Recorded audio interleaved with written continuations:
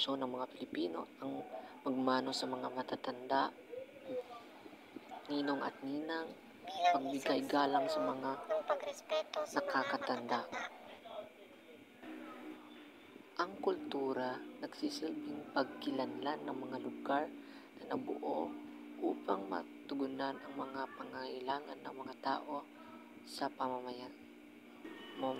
Lechon. Isa din ang lechon. Isa rin sa mga hindi mawawala sa handaan ng mga Pilipino ay ang lechon. Masarap. Ang pansit ay hindi pa rin nawawala sa handaan ng mga Pilipino kasi ito ang nagbibigay ng mahabang buhay, ang paniniwala nila.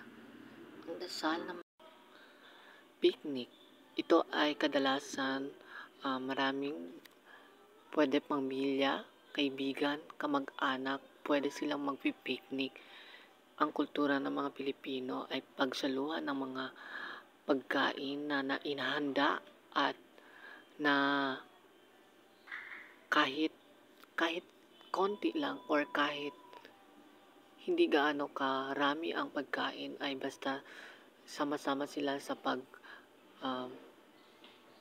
gawa ng mga memorya. Masaya na mga memorya.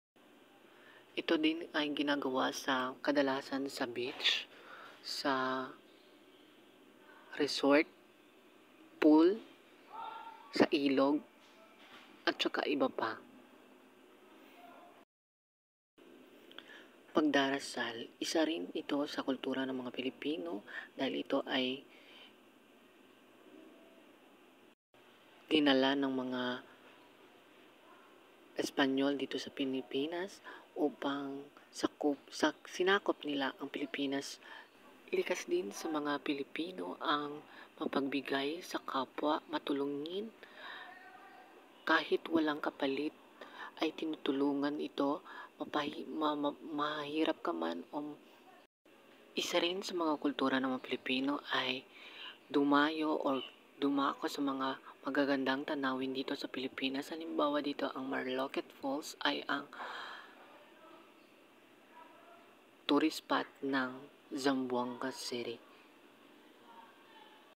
At ang kanilang sinasalita ay Chabacano. Hindi lang Chabacano ang kanilang sinasalita dito sa Zamboanga City.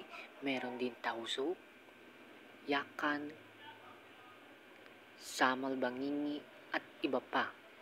Bisaya, Ilonggo, Hiligaynon, Cebuano ang kanilang sinasalitang wika dito sa Zamboanga City. Maraming salamat sa pakikinig. Nagmamahal, Guevara Jerex.